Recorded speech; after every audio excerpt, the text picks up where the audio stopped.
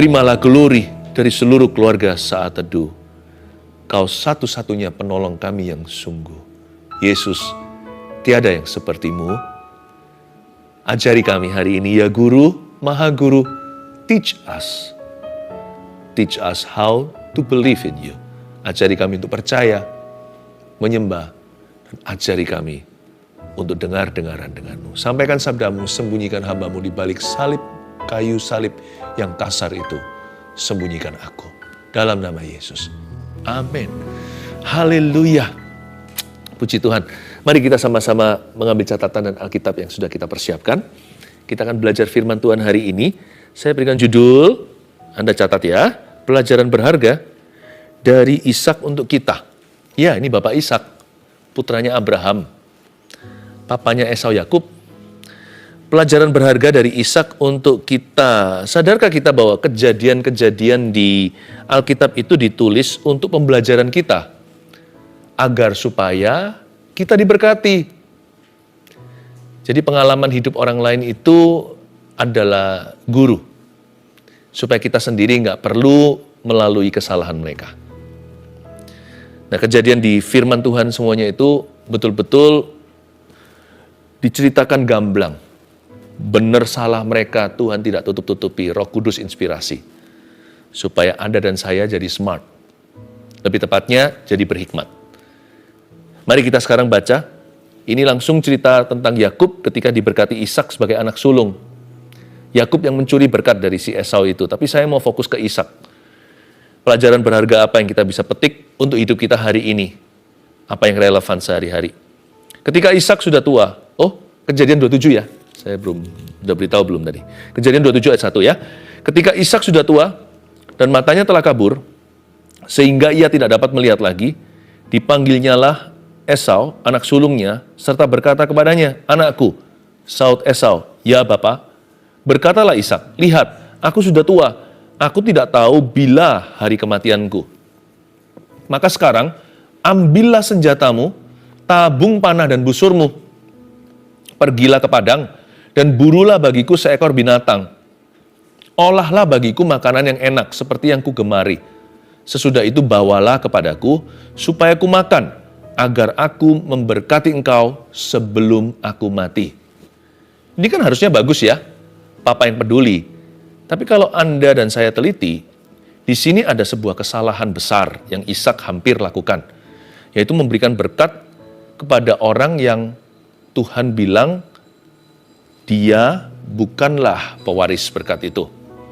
Sekalipun si Esau itu anak yang sulung, tapi Tuhan sudah berfirman. Saya jelaskan dulu satu persatu ayat per ayat ya. Ayat pertama, ketika Ishak sudah tua dan matanya telah kabur. Jadi Ishak ini umur berapa? Dia berumur 137 tahun.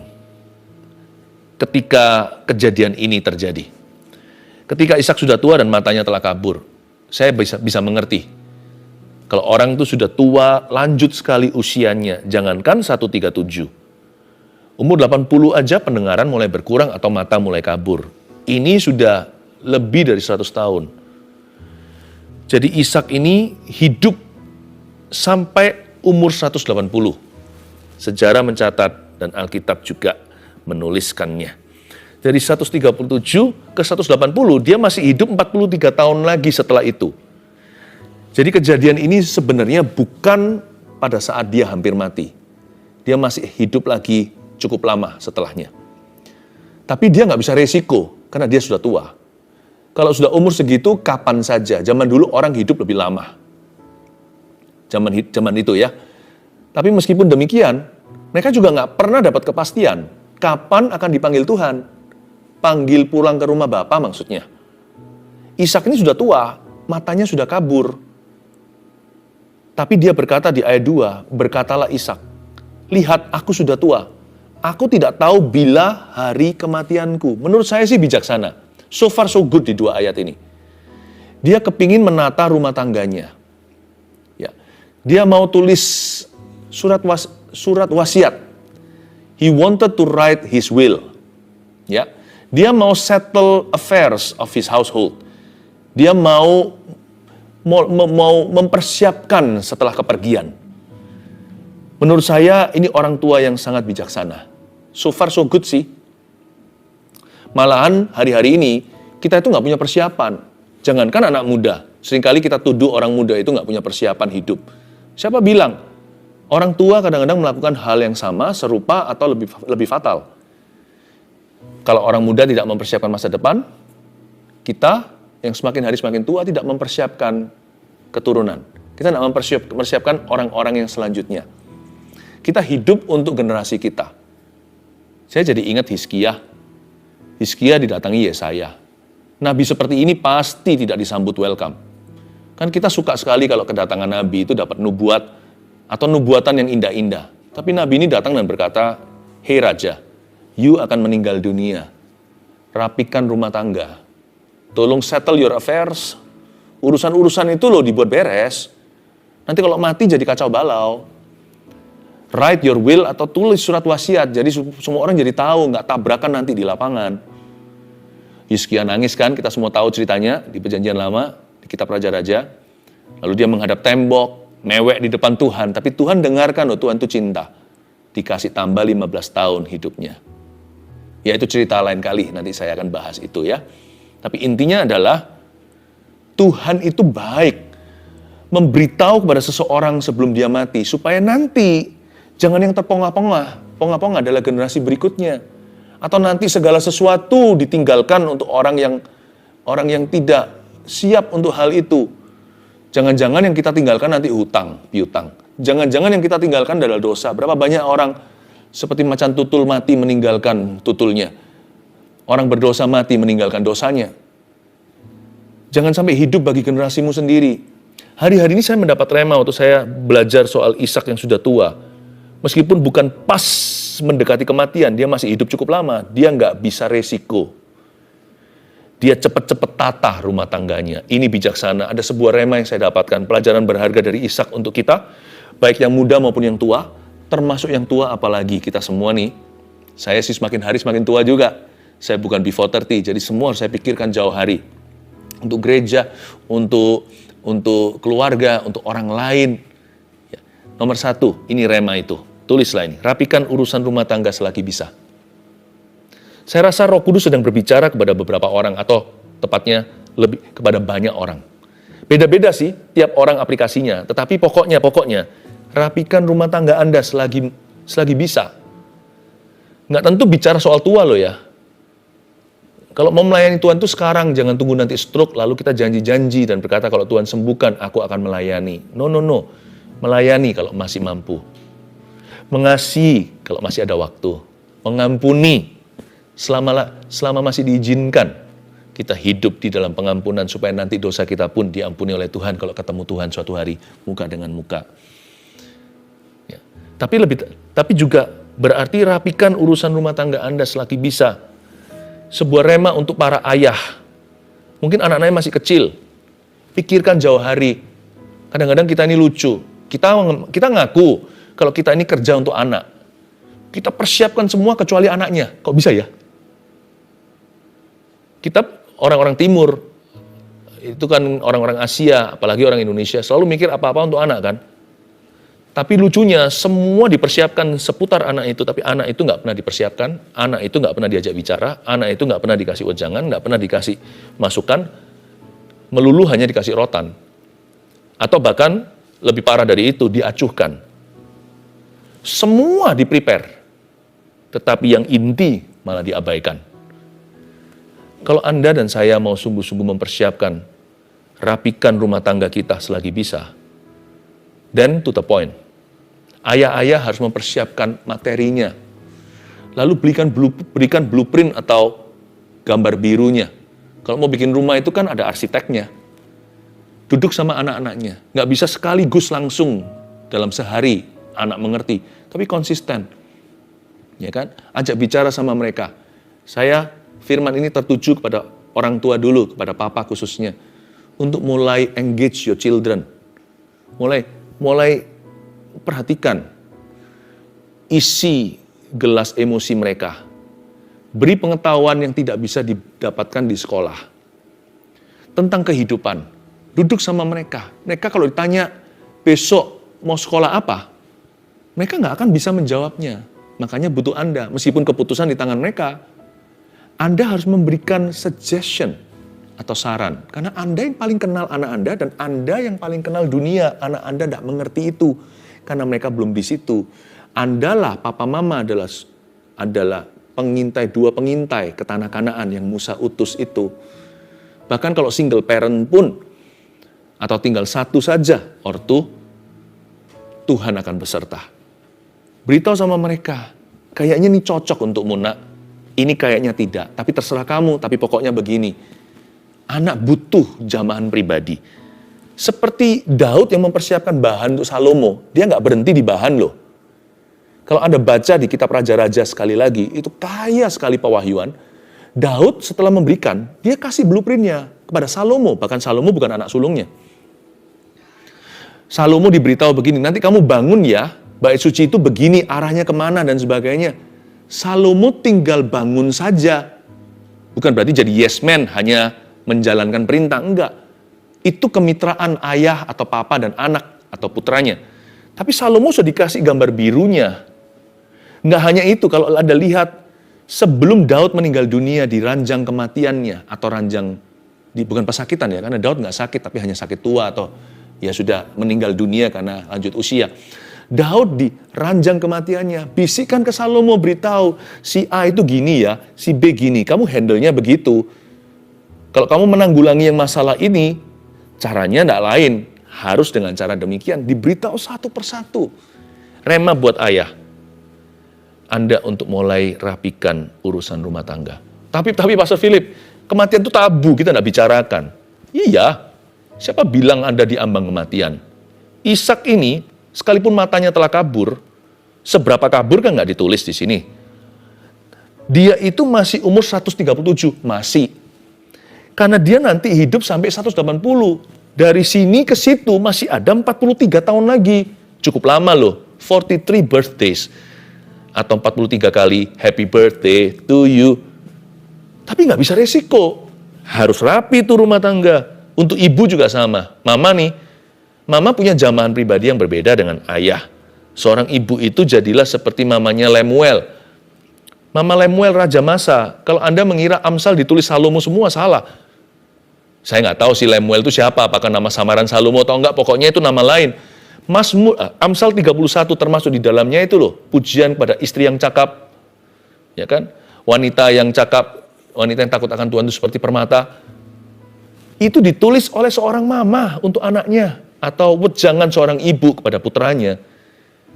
Ada banyak hal yang Anda harus persiapkan dalam perjodohan putra maupun putri Anda, masa depan mereka, hubungan mereka dengan sesama. Menurut saya kalau zaman mama turun tangan ya, lebih sedikit pornografi yang akan digandrungi oleh anak-anak muda. Termasuk ayah yang harus turun tangan sama-sama. Saya dorong Anda ya, saya rasa pesan hari ini bukan hanya untuk orang tua ya. Jadi yang anak-anak muda jangan gigit jari. Ini persiapan untuk Anda suatu hari nanti, tetapi bukan hanya itu. Anak-anak muda juga punya tugasnya, rapikan urusan rumah tangga. Selagi bisa. Maksudnya apa? Nanti sebelum Anda sendiri berumah tangga. Dulu saya tinggal di rumah papa mama. Saya bisa jaga mereka secara pribadi, beliau berdua. Sekarang saya punya keluarga sendiri. Maka saya nggak bisa seperti dulu, meskipun semakin indah. Tetapi pasti ada bedanya. Untungnya puji Tuhan, pada waktu seluruh keluarga saya belum sepenuhnya dalam Kristus, kami termasuk saya, udah mengusahakan dulu, bahkan orang tua, untuk bisa mengenal Yesus secara pribadi.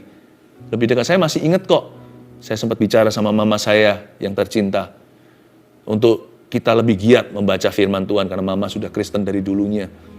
Saya masih ingat waktu bersama dengan papa berdoa, ketika beliau menerima Yesus, saat kami membawa Injil dari anak ke ayah dengan kasih. Saya masih ingat, untungnya itu semua terjadi waktu saya single, atau sebelum hari ini saya sibuk sekali.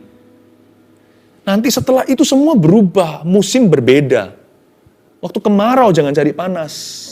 Sorry, kemarau cari panas ya. Waktu kemarau jangan cari salju maksudnya. Kalau waktu lagi musim dingin jangan cari panas. Pada waktu single, waktu Anda masih bujangan, tinggal di rumah papa, mama, atau ayah, ibu, layani mereka. Khususnya bawa perkara kekal. Karena Anda belum bisa membahagiakan mereka secara materi. Nggak apa-apa. Nggak usah terburu-buru, berbuah pada musimnya. Jangan pada waktu Anda belum bisa, Anda frustrasi, kok nggak bisa make my parents happy. Beliin apa kayak yang mahal, kayak apa kayak. Nggak tentu itu yang mereka butuhkan. Itu menurutmu. Tapi apa yang Anda bisa berikan? Nanti suatu hari Anda mampu belikan barang mahal pun, Anda nggak bisa berikan itu. Selama masa Anda tinggal di rumah mereka. Kasih apa yang Anda sanggup berikan hari ini. Yang dari Tuhan itu. Rapikan rumah tangga, urusan rumah tangga. Selagi bisa.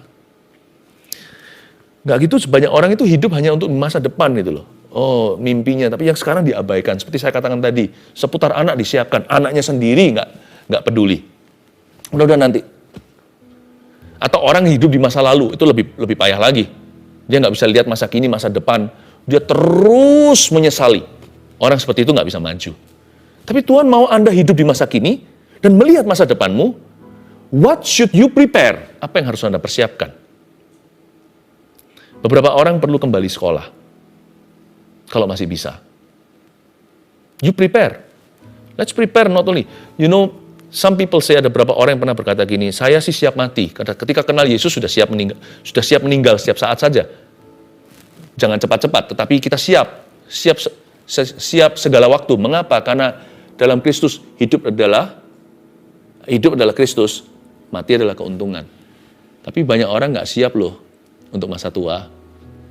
Apa ya, kadang-kadang hari-hari saya renungkan, apa yang harus saya persiapkan untuk masa tua saya ya? Jikalau Tuhan izinkan saya hidup selama itu. Apa yang harus saya prepare ya?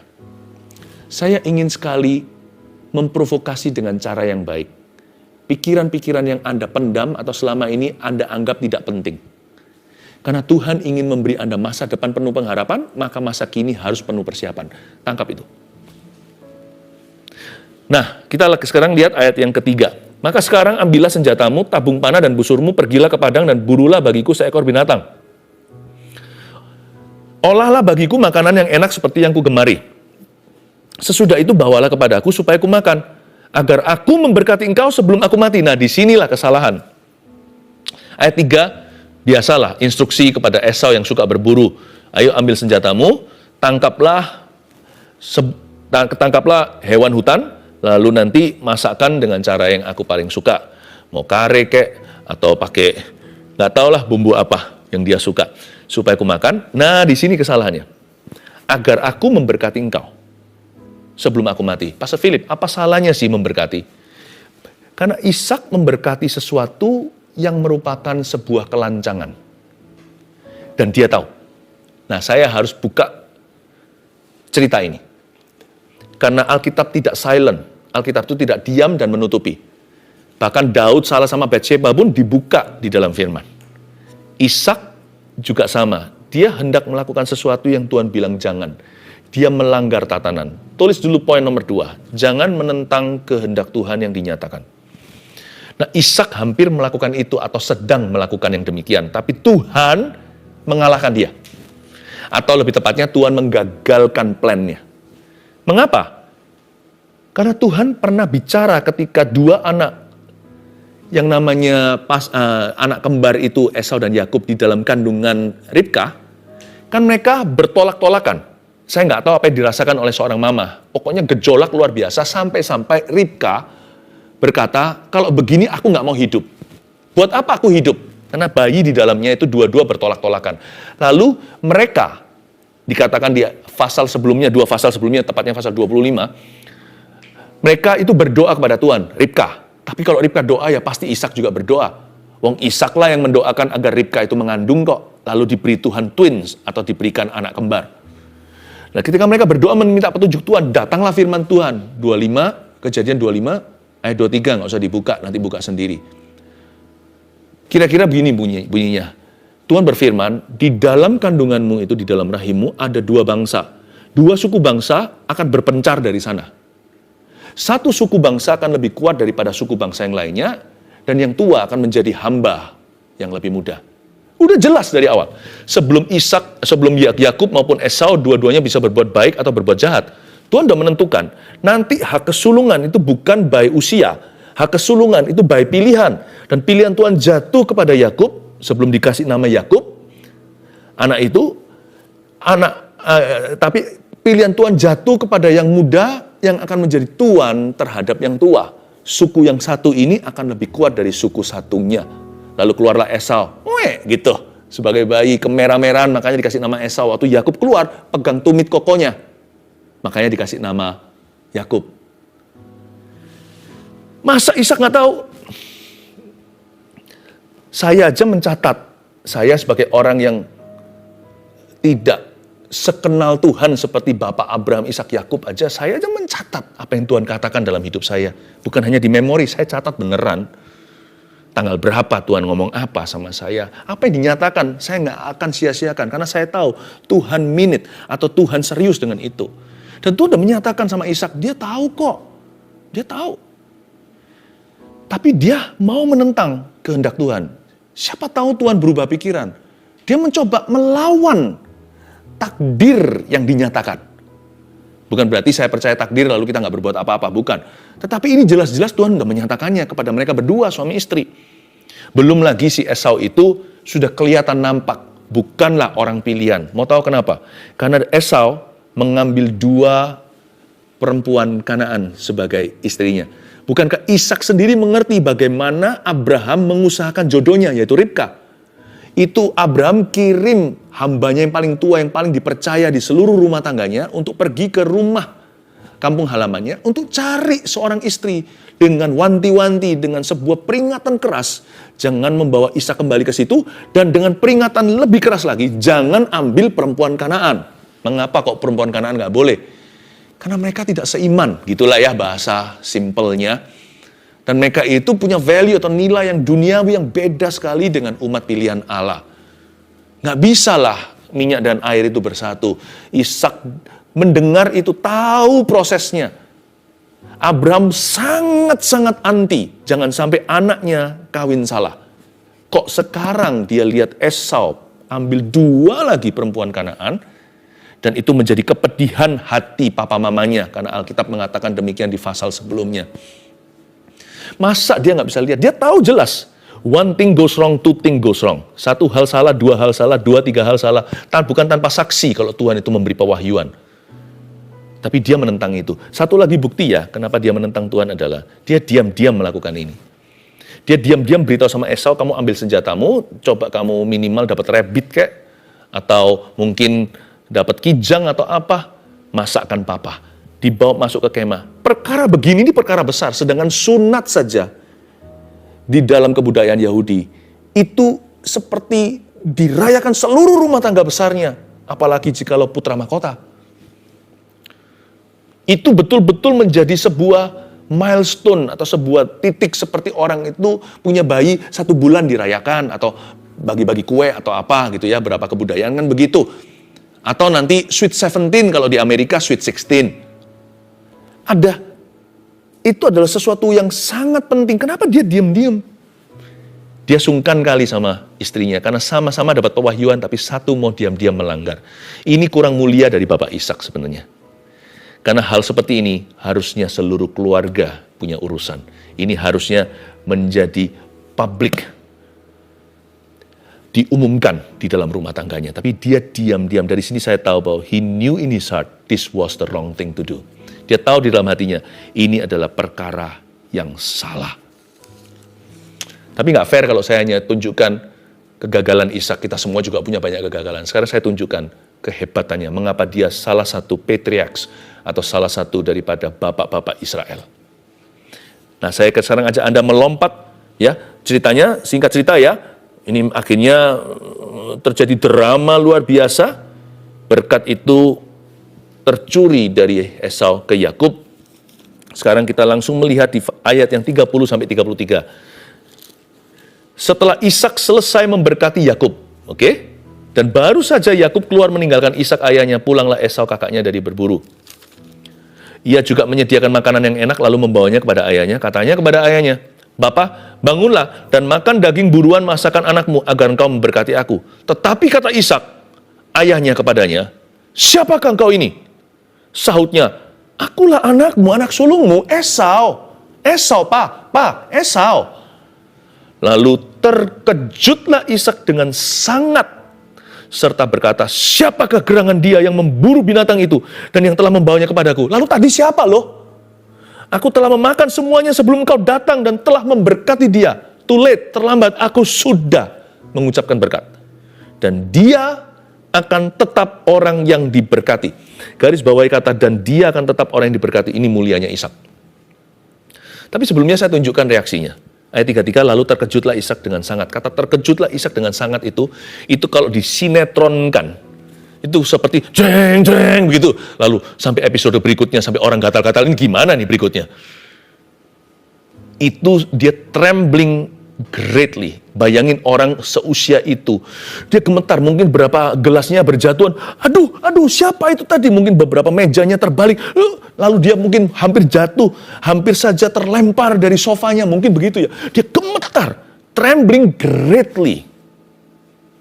Mengapa dia begitu?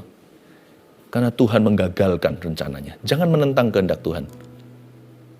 Pasti gagal. Karena Tuhan yang akan menggagalkannya. Saya tidak berkata bahwa Tuhan yang membuat Yakub mencuri berkat itu membuat dia berhasil. Enggak. One way or another, dengan satu cara atau cara yang lain, berkat itu akan jatuh ke Yakub. Hanya Yakub tidak percaya. Ribka juga tidak percaya. Tuhan tidak perlu dibantu kok. Semua akan indah pada waktunya. Waktu Tuhan akan tiba. Jadi jangan sampai tangan kita itu menancapkan apa-apa. Kita nurut aja sama Tuhan. Kehendaknya akan jadi. Asal kita belajar setia dengan perkara hari ini. Paham ya? Nurut aja sama Tuhan, semua rancangannya akan digenapi. Asal kita hari ini belajar untuk taat. Belajar untuk taat, bukan berarti sudah bisa taat sempurna. Belajar untuk taat tiap langkah hidup kita. Waktu kita gagal pun kita masih bisa belajar taat loh, dengan bertobat. Waktu kita salah atau dosa. Asal kita begitu, Tuhan akan bawa kita ke sana. Saya nggak berkata bahwa Tuhan pakai Yakub, Tuhan yang suruh Yakub, enggak. Ini manusia. Tapi di sisi Ishak memang Tuhan izinkan ini untuk menggagalkan dia. And God had beaten him to it. Kayak seolah-olah saya mau ambil cangkir ini, sebelum saya ambil tiba-tiba Tuhan sudah mengambilnya dari saya. Saya kalah satu langkah. Ishak nyaris menurunkan berkat. Nyarisnya seperti apa? Yakub baru keluar, Esau masuk, mereka papasan begini. You can never win against God. Nggak akan bisa menang. Dan kita nggak mungkin bisa outrun Tuhan. Nah, tetapi mulianya Ishak di mana? Kalau Anda baca. Setelah dia gemetar demikian rupa, shock setengah mati, untung aja dia nggak stroke dan mati, dia berkata, aku telah memakan semua sebelum kamu datang tadi dan telah memberkati dia. Lalu kalimat berikut inilah kemuliaannya. Dan dia akan tetap orang yang diberkati. Dan Ishak berkata, indeed, he will stay blessed. Luar biasa ya. Dia berkata, indeed, sungguh, sesungguhnya aku katakan padamu, dia tetap akan diberkati. Aku tidak akan mencabut berkat itu dari dia. Ketika Ishak menyadari bahwa dia telah salah, dia tidak bersikukuh berada di dalam kesalahannya. Dia berbalik segera dan berkata, I know there is God in this. Ada Tuhan di dalam ini. And that man will remain blessed. He will stay blessed. Dan orang itu akan tetap diberkati. Ini membuat Esau nangis setengah mati. He will remain blessed. Tiba-tiba dia ingat mungkin, pasal 25 ayat 23, di dalam rahim ada dua suku. Yang satu suku lebih besar. Dan yang tua akan menjadi hamba kepada yang muda. Dia langsung ingat dan berkata, let God's will be done, biar kehendak Tuhan jadi. Dan dia berbalik segera dan mengucapkan kalimat berikut ini yang membuat saya terharu. And he, dalam keadaan buta nih, and he will remain blessed. Dan dia akan tetap diberkati. Banyak orang kalau sudah salah gimana? Terlanjur, telat. Lanjut aja. Atau kalau orang Jawa Tengah berkata bablas. Ya, itu Bang Jo bablas. Bang Jo itu artinya lampu merah, sikat. Coba kalau kita nyetir. Kuning nih, kita sudah setengah. Itu moncongnya mobil udah di luar batas. Kita gas, betul kan? Kalau si siapa namanya? Kalau si Ishak nggak begitu. Dia atret, dia reverse dan mundur. Kembali di balik garis. Karena bagi dia, keputusan terakhir itu dari Allah. Nomor 3 tulis, akui keputusan akhir dari Tuhan. Akui keputusan akhir dari Tuhan itu yang sah. Nggak pernah terlambat kok untuk kita itu berbalik atret ceritanya, atau reverse gear, atau giginya mundur ke belakang. Dan dia akan tetap orang yang diberkati. Inilah definisi berserah. Berserah itu bukan berarti nggak pernah salah. Berserah itu adalah cepat kembali kalau salah. Akui keputusan akhir dari Tuhan itu yang sah. Saya tahu tidak semua orang kita doakan mereka sembuh. Tapi kita tidak menentang kehendak Tuhan kalau kita berdoa untuk kesembuhan. Karena Tuhan Yehova Rafa. Namun demikian, kalau kita sembuh hari ini atau belum, atau kita akan sembuh nanti atau enggak sama sekali. Kalau kita minta mujizat atau berkat juga sama aplikasi. Jikalau pada akhirnya, apapun result atau terakhir hasilnya, kita harus bisa menerima keputusan akhir Allah. Akuilah bahwa keputusan akhir yang dari Tuhan itulah yang sah dalam kehidupanmu. Berapa banyak orang punya cita-cita begini, aku mau begini. Perjalanannya beda. Tapi ujungnya, jangan jadi orang yang nanti kecewa sama Tuhan lalu mati, masuk neraka. Kita harus bisa menoleh dan berkata, it is well with my soul. Tenanglah jiwaku, semua baik-baik. Kehendak Tuhan, bukan kehendakku, terjadilah. Kalau kita bisa begitu, kita orang yang paling plong. Saya kagum sama Bapak Ishak. Dia juga pernah kedagingan. Tetapi saya lihat rohnya dia itu benar di hadapan Allah. Dia berkata, and he will remain blessed. Dia tidak retract atau tidak mengambil kembali berkatnya. Dan dia tidak bersikukuh dalam kesalahannya. 3 hal ini yang kita bisa pelajari dari Bapak Ishak hari ini.